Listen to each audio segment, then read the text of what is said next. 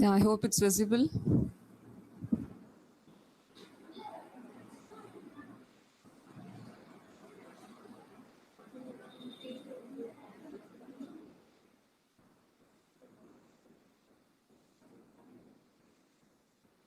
Yeah, let us start now.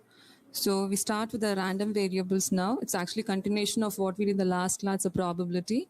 So when we talk about random variables, we have to define what actually that variables means for. For example, when I take for a tossing a single coin, let me say that the probability of getting a hit. So when I toss a single coin, the probability of getting a head can be either 1 or 0. So now I can say x is equal to 0 and 1 are the random variable for that particular experiment. So it may vary upon depending upon the different types of experiment or events, whatever it's happening. Let me give another example. If suppose I'm tossing two coins at the same time, now I can my question is to the probability of getting two heads at a time. So here the total chance, that is the sample space, will be 4, but the probability of getting two heads at the same time will be 1. So it will be either two heads or one head or no heads. So here my random variables will be either 2 or 1 or 0. So according to the problem, the random variables, it differs. I hope it's clear. So when I talk about the probability for that random variables, now I should take my sample space into account. Is it all right? Because probability, it's a total number of favorable cases by total number of the outcomes, the resultant. That is what. So now when we go for the definition for your random variables, a random variable is a real valued function defined over the sample space of an experiment. So now we may get a doubt when I say about the real valued function, it will take all the negatives and positives also. Usually when I talk about probability, you may not get a negative values because the probability value will always lies between 0 and 1. It's a standard one because it can't be go beyond 0 or go beyond 1, because when I talk about probability, it is either good, bad, or true or false. It's a certain like thing. But here it's not a probability, it's a random variable. So obviously you can have the negative values also, because when I say about real value it obviously goes for the negatives and positive. That is minus infinity to plus infinity. That is what. So don't get confused. When I say about probability value, you should not get into negative values, and the probability value should lies only between 0 and 1. And random variable, you can have negative values. Nothing wrong in that. So now when I go for, we are taken only for the 1 and 2 dimensional. It's not that you have multi-dimensional also. But first, now we go for only 1 dimensional random variable and 2 dimensional. So 1 dimensional means you have only one event, that is one thing, one attribute associated to the experiment. That is what is 1 dimensional. When I go for 2 dimensional, you have 2 attributes associated with it. That's called as the ordered pairs of real numbers.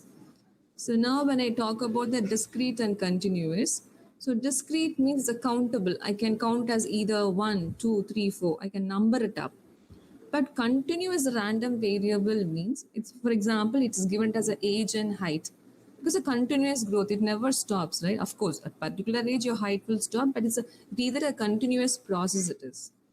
So, a random variable can take countably infinite. For example, when I take the values between 0 and 1, it is uncountable because there are so many infinite number of values between 0 and 1. When I talk in terms of numbers. When we talk in real examples, we can say it as a age and height are the continuous random variable. And next differentiation between the discrete and the continuous is, we call this as a probability mass function. Here it is a probability density function. And the third difference is, here it is a p of x, so that is each and single value. I told about the probability values for the random variable. That should be greater than or equal to 0, because it can't go in the negative value, so it should be greater than or equal to 0. And when I sum it up all the values of the probabilities, it should definitely equals to 1. That is summation, because I'm talking about the discrete values. So it is counting like 1, 2, 3, 4 like that. So it is sigma, summation 1 to infinity. It goes on. Similarly, when I go in terms of continuous, so each and every value, that is density function value, should be greater than or equal to 0. The same reason what I gave you. And here it's a continuous, means always the integration will comes here. So minus 2 plus infinity f of x dx should be 1. So these are the two important for the discrete and continuous. So next one, when you go for the distribution, properties of distributions, you know capital, we usually call it as a capital F of x. And these are, and the most important thing is these two, f of minus infinity, that goes for 0 when I take for the values. And f of plus infinity goes for 1. That is what it is. And cumulative dense distribution function. You know by the word cumulative, last class itself I explained, cumulative is nothing but the summation, that is sum of. So it is cumulative distribution function. So here we define that as minus infinity to x, that is x is nothing but for whatever the value we are going to find out. So it starts with minus infinity to x. So this x is nothing but whatever we are going to find out. From till there I have to calculate this. So don't confused with your minus infinity to plus infinity. When I talk about cumulative distribution function, it goes from minus infinity to x it is. So next is probability cumulative. Proper cumulative distribution means definitely it cannot be a non-decreasing. So it is a non-decreasing function. Because cumulative is when you keep on adding, it will never go in the backwards. So it will be keep on adding it up. So it's a non-decreasing function. And already I gave you f of minus infinity is 0 and f of plus infinity is equal to 1. So that is what it is. Then there's a basic problem, that is a lower limit and upper limit. So it becomes capital F of B minus F of A. And one more thing, while doing in the problem, sometimes they won't directly give your small f of x. They'll give you a capital F of x. So from this, we need to find out the density function. So we usually use this formula to find out the density function. So d by dx of capital F. That is in short form, I can tell you like small f of x is nothing but your capital F dash. When you differentiate your cumulative, it gets your density function. That is all it is. So I hope it's clear. So now we start with problems now. It's all very simple, but we should be very careful what we are doing, whether it's a discrete or continuous. And you should be very careful about the symbols here, equality symbols, whether it's less than or less than or equal to, or greater than equal to here. So now the first thing is, given the probability distribution, compute all these. This is the table column you're given. So the first thing I go for, probability of mod x is less than or equal to 1. So you know very well mod x means it takes both the positive and negative values here. So it becomes probability of minus 1 less than or equal to x less than or equal to 1. So this is the chance of occurring of the probability values. So you know it is minus 1, 0 and 1. Either it takes minus 1 or 0 or 1. You know already when I have a word as or, you always go for addition, that is additive property. When you have and, you go for multiplication. I hope it's clear. So you have or here, so usually we sum it up. So it takes the values, probability of x is minus 1, 0 and 1. So equivalently you go for the values here. It is 1 by 6, 1 by 12 and 1 by 12. So when you sum it up, you get the answer as this. So that's all with this. The same way you find for mod x is less greater than 2. Here, it just have the symbol as great. You can do in any way. That is, here first I'll explain you what I have done. I will teach you this another way also. Probability of mod x is greater than 2. So by using the formula for the probability equalities, I can either write it as 1 minus probability of mod x is less than or equal to 2. See here, your symbol is greater than. So I can make it as a 1 minus less than or equal to. It's not less than alone, it is less than or equal to here. So again, the same thing, modulus x means it takes minus and plus. So minus 2 to plus 2. So it goes for minus 2, minus 1, 0, 1 and 2. All these values. So put the equivalent values for the x values and then calculate. You get the answer as 1 by 3. So the other method is, it is modulus of x is greater than 2. That means what? Your x can takes the value minus 2 and 2. Either that is minus 2 less than or equal to x less than or equal to 2. So your probability value will be like this: greater than 2 and less than 2. So it is 1 by 6 plus 1 by 6, because only chance is either probability of x is equal to 3 plus probability of x is equal to minus 3. So 1 by 6 plus 1 by 6, you get 2 by 6. That's nothing but 1 by 3. So you get the same answer. So it's your choice. You can do it in any way. So next one is probability of P of, that is a 2x plus 3 less than or equal to 5. So here they didn't give the directly as what your x value. So from this expression, you need to find out your x values here. So just try to simplify. That's it. 2x is less than or equal to 5 minus 3. It happens to be less than or equal to 1. So less than or equal to 1 means it is what? 1, 0, minus 1, minus 2 and minus 3. So you have 5 probability values here. So go for the equivalent values for the probabilities, sum it up and you get the answer as this. So that's it here. So next also the same thing, but I given in terms of the unknown constant here. So a random variable cap x has the following probability function. Here the first thing is you need to find the value of a and all these. And one more thing I have added is find out the distribution function. Distribution function is nothing but the cumulative. That is what. Keep on adding, you get the answer. So the property itself I explained you. The sum of all the probability values should always equals to 1. That is for all the problems here. So we try to add that is this is a formula 0 to whatever I define, whether it is 1 to infinity or 0 to infinity, accordingly how you're defining the events. So now you sum it up all the probability values, that's obviously equal to 1. So now calculate, happens to be 1 by 81. So now we got the value for the unknown constant a, so it happens to be 1 by 81. So next is probability of x is less than 3. The same way it is less than 3 means either it will take 0, 1 or 2. So it says plus 1, you have plus, add it up, additive it is. So add, so you get the answer as 1 by 9. Next one is probability of x lies between 0 and 5. So the same thing here, 0 and 5 means don't take 0 because strictly greater than here. So eliminate the 0 and 5. So in between values you need to take into account. So it becomes 1, 2, 3, 4. That's all. 5 you should not consider because it's strictly less than 5. So equivalently put the probability value, sum it up, you get the answer as this. So that's all. So now we are asked to find out the one more thing, probability of x is greater than or equal to 3. Here also it's your choice, you can do it in any way. Greater than or equal to 3 means I should take 3, 4, 5, 6. Totally how many you have? 3, 4, 5, 6, 7, 8. So instead of doing like this, you can have a shorter way, that is use the properties of the equality.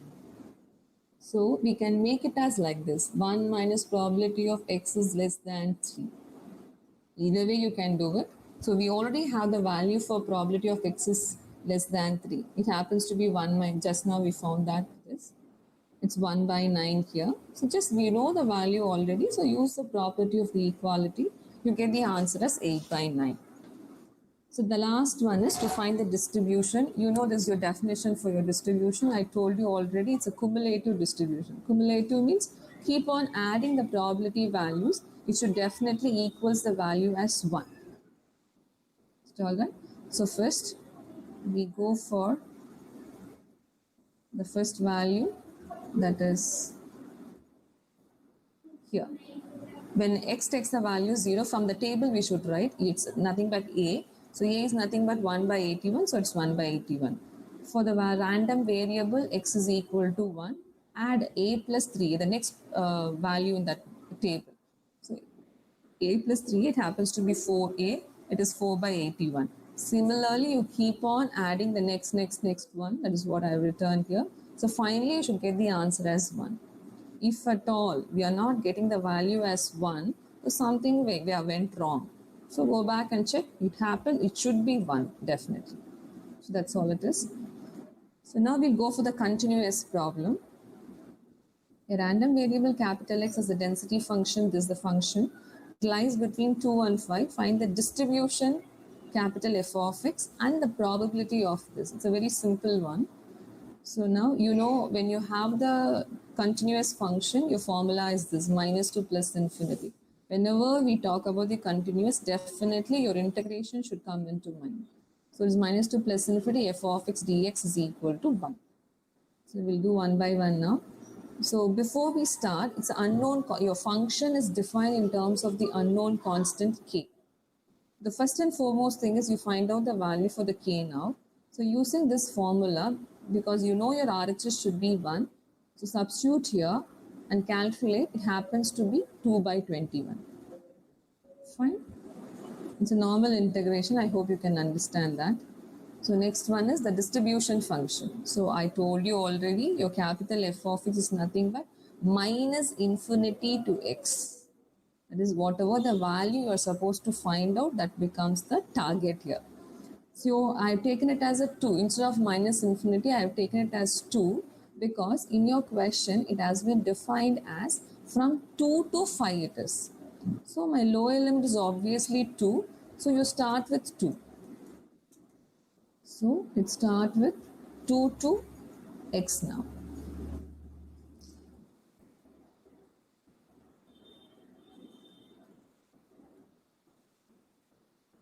Yeah, it's 2 to x here. Then as usual, the normal integration, and definitely your answer will be in terms of x. Because your upper limit is x, so it will be definitely in terms of x. So whatever the limit you want to find out, we just substitute the value for the x limit, you get the answer directly. So here, you know the limits lies between 2 and 5. So just see, when x is less than 2, the answer should be 0. When x is greater than or equal to 5, the answer should be 1. So whatever the answer you got it here, that should lies between only whatever is described in the problem. So I'll go once again. So you know the limits given in the problem is 2 to 5.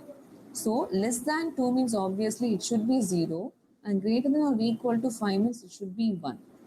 And whatever the answer you got it here, just that is for the limit 2 to 5. That is x takes the values 2 to 5. So this is what is very important. This is all you can do very easily, but you should know what is actually the value stands for. So this is for the cumulative distribution actually. So next one is to find this. This is very simple. Probability value lies between 1 and 4. So it goes from 1 and 4. The normal integration, you get the answer as 5 by 7. That's very simple. So next one is the same way. Find the value of a here and also compute these values I've given. So we know this formula is minus 2 plus infinity. Your RHS should be 1 here. And I given it as some unknown constant here. It's not a single function.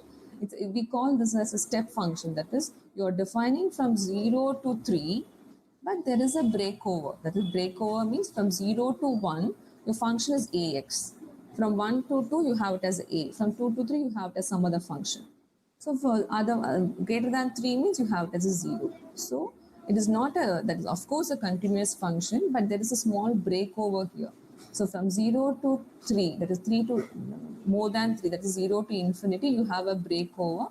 Each and every breakover, we have a function defined for that curve. So first when we go for the unknown, we need to find out the unknown constant here. You know it's the formula. So now it ranges from 0 to 1, 1 to 2, 2 to 3, and 3 to infinity. So 3 to infinity is nothing but 0 here. So I'm not taking it into account. Is equal to 1. Then as usual, it's just integrate here. It happens to be 1 by 2. So next we need to find out this probability of this one. This is also very simple. Given the lower limit is half and upper limit is 3 by 2. Just substitute in this. You already got the value for a is half here. Just substitute over the equivalent functions here. But here what you should be very careful is it is half to 3 by 2. Is it all right? But there is no function defined exactly for half and 3 by 2. So make sure you understand carefully. It's given as half to 3 by 2, you need to find out. But we just refer back the question. There is no function defined for half and 3 by 2 as such. So in that case, your half lies between here, 0 to 1, and 3 by 2 lies between here. Is it all right? So I need the two steps here. So it is half to 1, your function will be ax, and half to 3 by 2. It's not till 2, it's half to 3 by 2, your function will be a. I'll go once again. It's given as half to 3 by 2. So half to 3 by 2 lies over these two functions, step functions. So I choose my limit as half, the integral half to 1, and your corresponding function is ax dx, plus half to 3 by 2, your corresponding function is a dx. I hope it's clear. We just see how it has done with the problem. Yeah, just see here, half to 1 and 1 to 3 by 2. Your functions are differing and we already know the value for it. Just put it here and the answer happens to be, it is 7 by 16. So next one, here to find probability of x is less than or equal to 2. Less than or equal to means it's very simple, that you can do it by yourself. So it is 0 to 2, just add it, because same thing, it's not a continuous function. I told you it's a continuous, but a breakover is here. So it is 0 to 1 and 1 to 2. So you have a different functions defined for these intervals. So when you calculate, your answer happens to be 3a by 2. You know your a value is half, so it happens to be 3 by 4. So next also the same way, you have a 3, your x value lies between 3 by 2 to 3. The same thing, we don't have any particular instinct like 3 by 2 to 3. So it happens to be 3 by 2 to 2 and 2 to 3. So 3 by 2 to 2 and 2 to 3, that is it is. So now put the proper functions and calculate. So it happens to be half here. So normal integration, I hope you all know. Get this. So next one is also a continuous here. The amount of time in hours that a computer functions before breaking down is a continuous random variable. Of course, it should be continuous. Probability density function has been defined. A computer will function between 50 and 150 hours before breaking down. The second question is, it will function less than 100 hours. So it is not given in terms of, that is expression, it is given in terms of words. So what you define is, you have to define your random variable first. So random variable, I define it as a capital X, that is before breaking down your system, that is a computer. So here, so I define my thing in terms of expression. It is probability of 50 less than x less than 150. That is what it means actually. Your capital X is nothing but the random variable which we need to define carefully. A capital X is a computer will function before breaking down. That is what it is. So probability of 50 less than x less than 150. So just find out. Yeah, first you're finding out this unknown variable. It happens to be 1 by 100. I hope you know that. So now see, you are supposed to find out this 50 to 150. So here the answer happens to be E, that is this one. This is the answer. If you want to get the exact values, you can do the calculator and get the answer. So this is what the expression we get this. So next one is, I told you already, it should be less than 100 hours. So 100 hours means your capital X should be less than 100 hours. So 0 to 100, you just find out. So you get the answer as 1 minus e power minus 1. That's what is the answer. And one more thing, I hope it will be clear. When you integrate this exponential, it happens to be, when you integrate e power ax dx, you get e power ax by a. The same thing I have done, e power minus ax by a. A is nothing but a constant. Your constant is nothing but minus 1 by 100. So that's what it is. So next one. So these are all the random variables. Now we talk about the mean, variance, mean or mathematical expression, both are same here. Mean, variance, moments, all these things. So I've given in terms of the discrimination here. So discrete random variable, your mean, that is a expectation, is nothing but your summation of x into p of x. P of x is nothing but the probability value, corresponding probability value of the random variable x. That is what it means. X into p of x. Here, continuously the same thing. We'll get the integral symbol minus to plus infinity x into f of x dx here. Alright. So then it's a variance. Variance means you already know the formula. It's expectation of x square minus expectation of x the whole square. Both are not same because this is expectation of x square is expectation of x the whole square. So now we should know the formula for this. Of course, instead of x, you will be having your x square p of x. That's what it is. The same thing, variance the same formula. So we need to find out your e of x square separately. So next we go for the moments here. How do you find out the moments? That is, you have two types of moments. That is raw moments and central moments. We usually call it as. To make it very simple, we call it as a moment about origin, moment about mean. So this we call, about the origin we call it as a raw moments. About the mean you call it as central moments. You know, mean is nothing but we talk about the central values, right? So we call this as central moments and this as a raw moments. So when that is, you usually will denote it as a mu r dash. Mu r dash is this expectation of x bar r. Is nothing but, you already know the formula, expectation of x is x p of x. The same thing, expectation of x bar r is sigma of x bar r into p of x. Similarly, when I do it in terms of continuous, it is minus to plus infinity x of r, x bar r, f of x dx. It's moment about mean, that is central moments means mu r is equal to, just see the notation here. We call this as a dash and we don't have dash here, mu r, just a mu r. The sigma over x is x minus x bar the whole part r p of x. Because we are talking about the mean. Your mean is nothing but, you know already, it's x bar. So the deviation from your mean, that is random, we are talking about the random variable, which is that is deviated from the mean. That is what it is. So x minus x bar the whole part r into p of x. Similarly, when I do it in terms of continuous, you get it like this. Integral minus to plus infinity x minus x bar the whole part r f of x dx. So this is all we need to know before we start with. So next, some of the properties. This I told you already. Usually problems will be given in terms of capital F of x, but we need small f of x in order to do the problem. That is, small f is nothing but density function. Capital F is nothing but cumulative distribution. So from that, we need to find out your small f. So we just differentiate once, you get the answer for density function. So next is expectation of ax plus b. B, make sure you understand this very carefully. So when I have the additive property, I can separate. That is a into e of x plus expectation of a constant is nothing but the constant. That is e of b is nothing but b. The constant is nothing but same. It remains the same.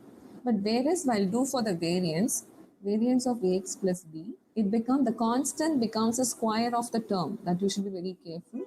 A square variance of x plus variance of a constant is 0 here. I hope it's clear. Expectation of a constant is a constant and variance of a constant is equal to 0. Fine. And one more question you can expect actually.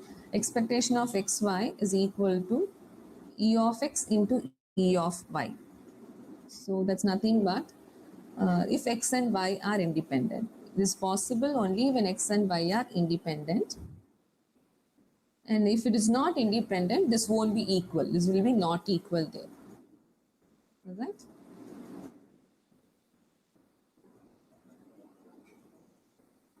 Yeah. So next one, we'll go for this finding out the expectation and all.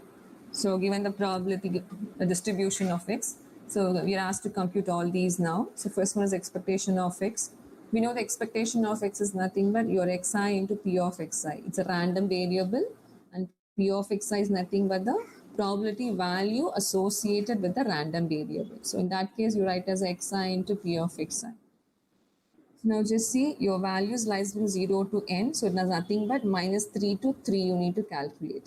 So xi into p of xi is minus 3 into this, minus 2 into this, minus 1 into this, same thing. You just multiply, you get the answer as 0.25 here. So next one, to find e of x square is nothing but x square into p of xi.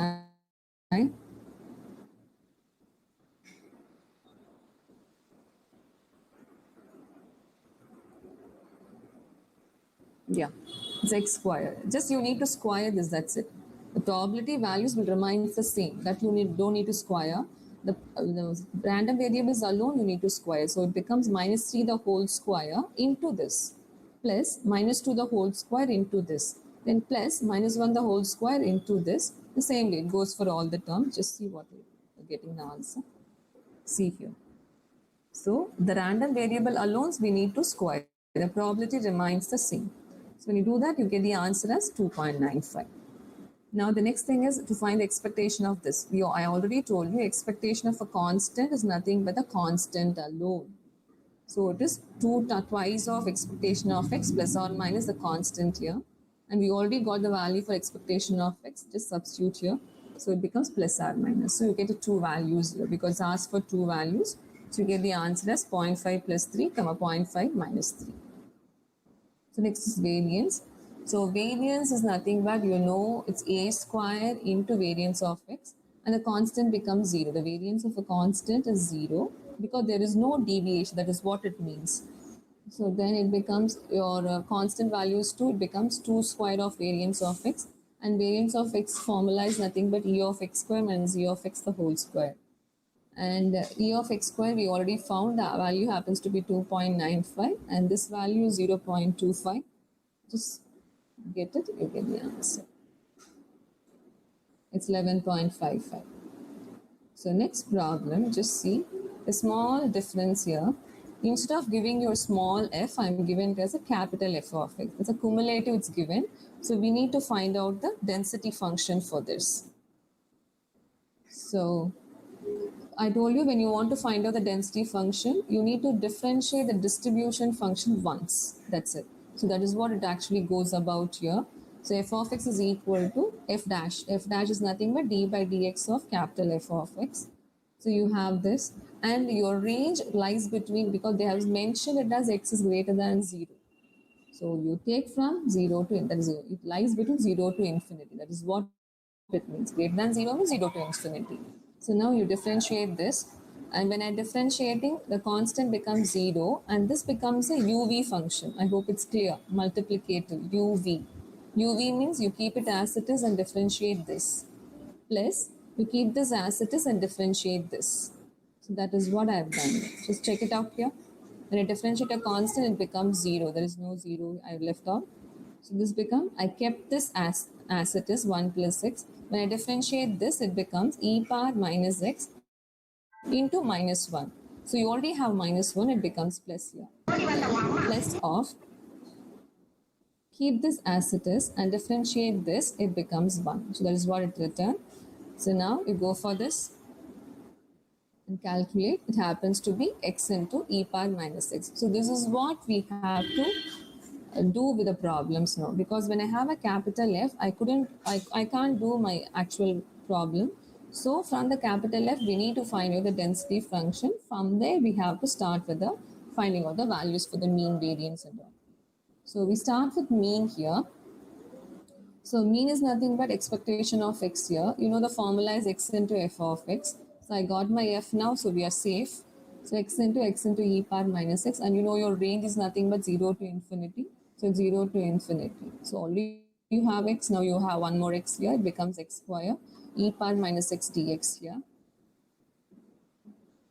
And here, how do you integrate this now? When I have either x square or e power minus x, so it goes for only one function, but you have x square and e power minus x, the product of the x values. So that's nothing but you have the product here, so we can't do directly. So we'll go by Bernoulli's formula. I hope you all very clear with the Bernoulli's formula. Integral of u dv is nothing but uv minus u dash v1 plus u double dash v2 minus u triple dash v3. It goes on like this. And the main thing is you should select your u in such a way that when you keep on differentiating, in somewhere or the other it becomes zero. That should be the best choice for your u. Because if you select the other way around, the problem never ends. It will keep on repeating as it is. That is, we need to apply the Bernoullis again and again. So choose your u in such a way that when you keep on differentiating, at some time or the other, it should definitely become zero. Is it all right? Or else I can make it as a very simple, use it as an isolate. So take that as an isolate and you can use your u and dv values. So this is how we get here. So directly applying the formula and substitute your limit as 0 to infinity, and you know e power minus infinity is 0.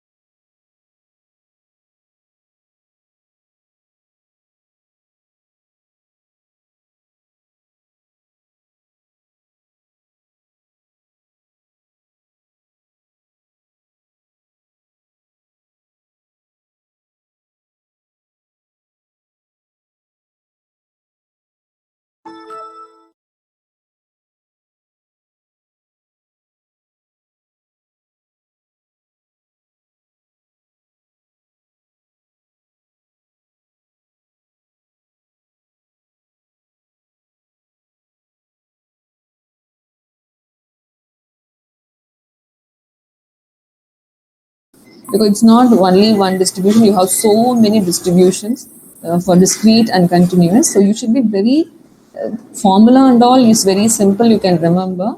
But the thing, how to identify the distribution, it means a lot. So I go once again, when I talk about the binomial distribution, the name itself is very clear, bi. Bi means it should have definitely only two possible outcomes. That is either success or failure, good, bad, true or false, like that. So these are the assumptions here, two possible outcomes. The number of trials is finite. This is very, very important. That is finite number of trials. It should not go for infinite. Infinite means go for the Poisson law. So number of trials is finite. Then the trials are independent. The trials are independent means, for example, if I toss a coin, getting a head, I can say it's a success means it does not Q. I hope this you are done in your school level itself. Mean is NP and variance is NPQ. When I say this NP, I should define my attributes here. N is nothing but the total number of trials, or is a number of coins or whatever the experiments being conducted, like that. The total number we are talking about. P is nothing but the success, because you know binomial distribution means only two possible outcomes here. When I talk about P, I'll always go for a success. When I go for Q, Q is nothing but a failure. Either this or that. That is only is possible. So Q is nothing but 1 minus P. Then the other side of the success is nothing but a failure, so it's nothing but 1 minus P. That's all it means. So now we'll go for the problems. Here, just first read the question and try to identify this comes under which distribution first. So now 4 coins were tossed simultaneously. What is the probability of getting 2 heads, at least 2 heads, at most 2 heads, whatever it is? First of all, you have 4 coins. They're tossed simultaneously, that's fine. So 4 coins itself, you decide it will be either a head or tail. And all are independent. Either it can happen head or tail, it's not going to affect the next coin. So all are independent trials. So now I can put that as a binomial distribution. All right. So binomial distribution means you know your probability mass function is this NCX p power x q power n minus x. So that is what I have written this, the probability mass function. And now I need to define my attributes here. N is nothing but my 4. P is nothing but the getting ahead is, I take it as a success, so it is 1 by 2. And a failure becomes 1 minus this, obviously it becomes 1 by 2 again. So now we need to find out this 2 heads of getting exactly 2 heads here. That is probability of x is equal to 2. So next one, at least 2 heads. This I explained the term already. At least means it starts with minimum to maximum. So at least 2 means either 2, just see here, return this. See, this to find 2x means this is exactly only 2, only one probability value. So it is NCX p power x q power n minus x. You substitute, just calculate to get the value as 3 by 8.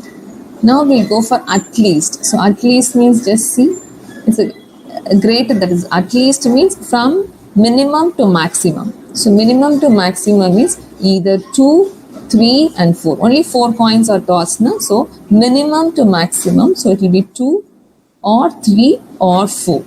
That is what it means, at least. So you have the different mass functions because your x values keep on changing. So do it accordingly and you get the answer as this. So next one, at most. At most means the word itself is very clear, maximum. So this and all I told you already. So at most means maximum. So maximum to minimum it is. So maximum 2. So x can take the value 2, 1 or 0. That's only possibility. So it is 2, 1 or 0. So this is what it is. 0, 1 and 2. So they have the corresponding probability mass function. So here the answer happens to be 11 by 16. So similar way I have taken the other one. The same way it is. I hope you can understand this. 3 heads. So probability of x is equal to 3 we need to find out. And here just see 3 tails and 2 heads. Is it alright? So x is nothing but the heads here. So x is equal to 2. I'm not bothered about my tails because you know it's independent events. So I'm not going to bother. So you see probability of getting 3 tails and 2 heads. So I'm bothered about only my heads now. So probability of getting 2 heads. So probability of x is equal to 2. It's obvious getting a 3 tails the other one. So now same thing, you put that in the probability mass function and get the answer. Next one is at least. At least one head means at least the same thing. It varies from minimum to maximum. So I have used the equal property of the equality here. See, at least I've gone for the equality property. That's what I've written. And this is also the same thing. The dice problem I've taken here and here, and we go for this problem. An irregular 6-faced die is thrown such that the probability that it gives 3 even numbers in 5 throws is twice the probability that it gives 2 even numbers in 5 throws. How many sets of exactly 5 trials can be expected to give no even number out of 2,500 sets? The question will be a bit confusing because you have so many numbers and all. It's very simple, an irregular 6-faced die.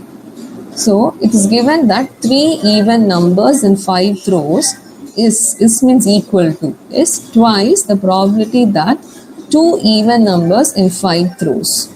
That's nothing but, first of all, you need to define what is your capital X now. This random variable. So it's nothing but the probability of getting as even number in a throw of a die. So given probability of getting, just see here, 3 even numbers in 5 throws. That's what I have written, is equal to twice the probability of 2 even numbers in 5 throws. So I am bothered only about the even numbers, not about the throws. That is what I define my x probability function. So this is p of x is equal to 3 is equal to twice of p of x is equal to 2. So now when we calculate, you get the value for p. From the p value, you get the value for q. That's obvious, 1 minus p. So now you go for getting no even number. So no even number means the x is equal to 0 here. That's what we have defined. So you get the answer like this. But in all, it has been asked for 2500 sets actually. So whatever you get the value into 2500, that is 2500s, you get the answer as this. That is all. So it's very simple. That is it. You have to read the question again and again, then you can easily, you get a knot to how to solve the problem here. So this also it goes by binomial. So I go for Poisson now. So this actually a Poisson distribution is nothing but the limiting case of binomial distribution. Limiting case means when something is getting mixed up over there in the binomial, it leads to some other distribution. It's not always Poisson. It leads to some other distribution. How the Poisson has come means, that is, this is the main thing. The number of trials should be definitely large. That is, n tends to infinity. In the binomial distribution, I told you it's only two possible outcomes. And that is two possible, but here it's not that the case. Your n tends to infinity, that is definitely large. So the probability of success P for each trial is definitely small, obvious. It's a vice versa here. So NP, we call this as NP is equal to lambda, should be finite, where lambda is a constant. So next one, probability mass function. This is what the mass function we define for the Poisson. E power minus lambda, lambda power x by x factorial. X is equal to 0 tends to infinity. Josh, Daddy కొంచెం నిలపమన్నా please. So this is what it means, Poisson distribution. Here the mean and variance both happens to be the same values here, lambda values. So now we'll go for an example. Out of 1000 balls, 50 are red and the rest white. If 60 balls are picked at random, what is the probability of picking up 3 red balls? Not more than 3 red balls in the sample. It's given as a Poisson distribution. If it's not given, means you need to identify by yourself here. So now in all your 1000 balls are there. In that you have 50 are red and the probability of drawing a red ball is nothing but 50 out of 1000. That is 50 C1 by 1000 C1. The answer P gets the values as 1 by 20. I hope it's clear. So now if 60 balls are picked, so that's nothing but n is equal to 60. So this is what it means. So now we calculate the lambda value because lambda is the parameter. So lambda is nothing but NP. So NP is nothing but 60 into P. P we already found out here, it's 1 by 20. So answer, your lambda is nothing but 3. So this is the variable, we have it for the Poisson distribution. In order to find the lambda, we need the N and P. So N is nothing but the probability of picking up the red ball from the total number of balls. I hope it's clear. Because in binomial, you had two attributes, P and Q, that is N and P. That is NP is, N is the total number of trials you have, and P is nothing but the how you define your event. So here lambda is nothing but NP, the same case. So now you can define your mass function as probability mass function. Probability of x is equal to x is e power minus lambda. Your lambda is 3, lambda power x by x factorial. Then you go for the first case to find the probability of getting 3 red balls. So 3 red balls means what? Probability of x is equal to 3. That's it. So wherever you had x in the probability mass function, you just substitute and calculate, you get the answer as this. Next one, to find the probability of not getting more than 3 red balls.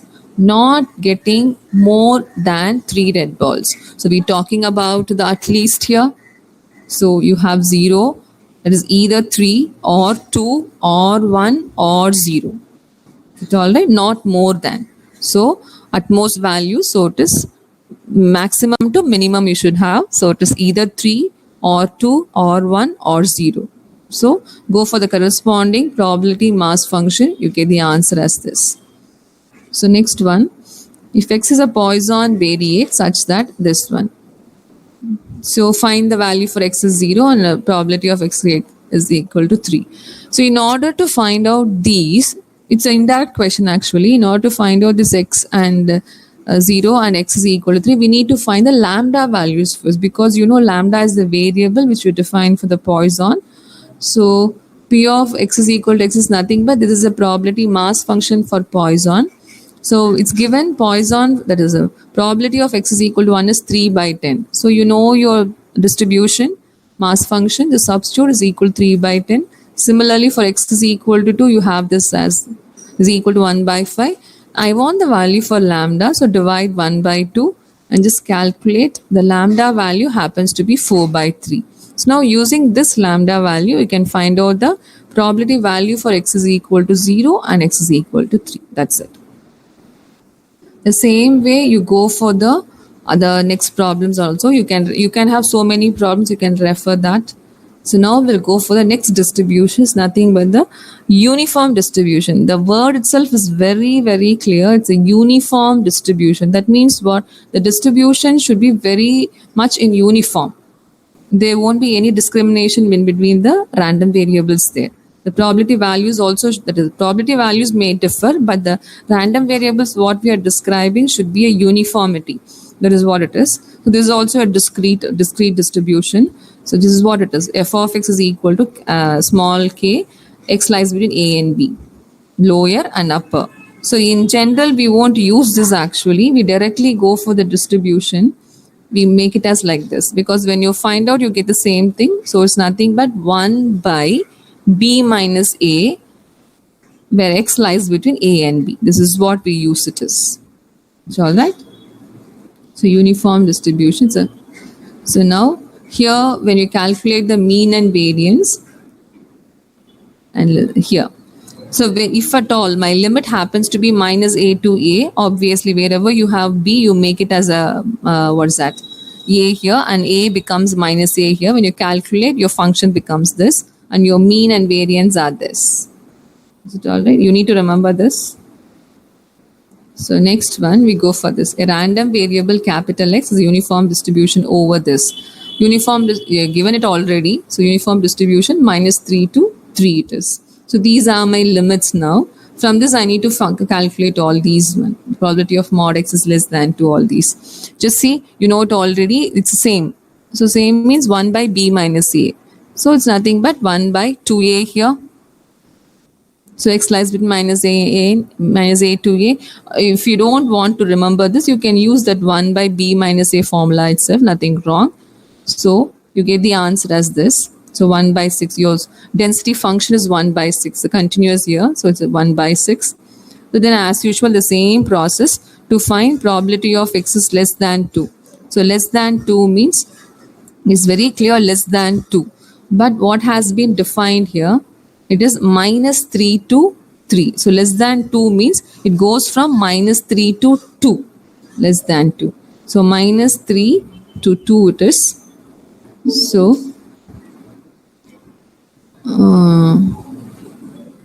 yeah, see, minus 3 to 2. So you have to be very careful when we apply the limits here. So it goes from minus 3 to 2 f of x dx here. So it happens to be 5 by 6. The next probability value is mod x is less than 2. So mod x means x takes the limits minus 2 and 2 here. And when you calculate, you get the answer as this. And next one is modulus. Modulus means modulus of x minus 2. So your x minus 2 lies between minus 2 and plus 2. Just calculate, take this minus 2 to here, it becomes 0. When both at the same time, it becomes 4 here. So 0 to 4. But then I can't take 0 to 4 here because your maximum limit is what till this minus 3 to 3. So I should start from 0 and end with 3 here, not 4, because it never go beyond 3. So it's 0 to 3. When we calculate, happens to be half here. So next one, to find k, for which probability of x greater than k is equal to 1 by 3. The same way it is here, it's very clearly defined. Capital X is greater than k. So it is k to 3 because your maximum limit is nothing but 3 here. So it varies. Lower limit is k and upper limit is 3. And this is what it is. So you know your f of x is nothing but 1 by 6 here. Just substitute. You can get the value for k. This is what I want to emphasize here. Just see, never ever you can see any word that is Here, actually, they're given as uniformly distributed, but they won't sometimes mention as uniformity. You need to understand the given problem. That is, 4 buses arrive at a specified stop at 15-minute intervals starting from 7 a.m. That is, they arrive at 7 o'clock, 7:15, 7:30, and 7:45, and so on like this. If a passenger arrives at the stop at the time that is uniform distributed between 7 and 7:30. So I'm not bothered about my 7:45, 7:30. Find the probability that he waits less than 5 minutes for a bus. And one more thing, more than 10 minutes for a bus. This is actually what will happen in the real time actually. So it is 7 to 7:30 we need to take into account. So first we define the random variable. See, number of minutes past 7 that the passenger arrives at the bus stop in the interval 0 to 30 minutes, because we are talking about 7 to 7:30, 0 to 30 minutes. So it's an equal intervals the bus is arriving. So it becomes for the uniform distribution. Just see, to find the probability that they wait for less than 5 minutes. So less than 5 minutes means definitely that person should, that is, will have to wait less than 5 minutes. That is, he arrives between what? 7:10 to 7:15. Then only it will be less than 5 minutes. Or else 7:25 to 7:30. I hope it's clear. The passenger should wait less than 5 minutes means he should have arrived by 7, that is 7:10 to 7, in between only this time. And here 7:25 to 7:30 he should have arrived. I hope it's clear. So that is what it is. Now see, your limits will be like this now. So 10 to 15, that is 7:10 to 7:15, and 7:25 to 7:30. We are talking in terms of minutes, so we'll take only the minutes here. So it is nothing but, your function is nothing but the 1 by b minus a. That is b minus a is the limits here. So your f of x is 1 by 30. So you get the answer as 1 by 3. So next one, to find the probability that they're waiting for a bus for more than 10 minutes. So for more than 10 minutes means definitely he should have come between, the person should have come between 7 o'clock and 7:05, or else 7:15 and 7:20. That is in between that. Then only he should have waited more than 10 minutes. I hope it's clear. That is, a person should have arrived from 7 o'clock to 7:05, or else from 7:15 to 7:20. Then only he should have waited for more than 10 minutes at the bus stop. So when I talk in terms of the limits 0 to 5, we are talking in terms of minutes here, plus 15 to 20 it is. So that is what we calculate. You get the answer as this. That's all. So then normal distribution, your PDF is this. Your probability, mass function, density functions. It's again a continuous function here. It's a bell shaped actually. So it's almost time. So any doubts you have?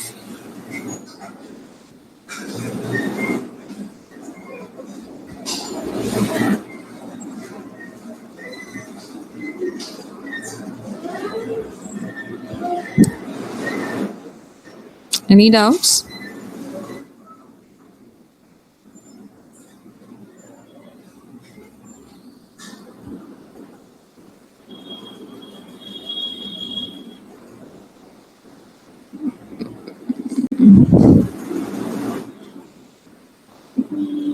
Yeah, I'll share this.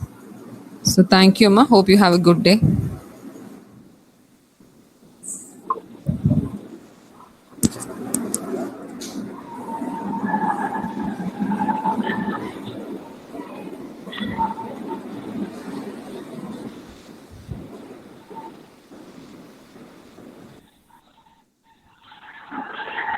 Thank you, ma'am. Students, please leave the meeting.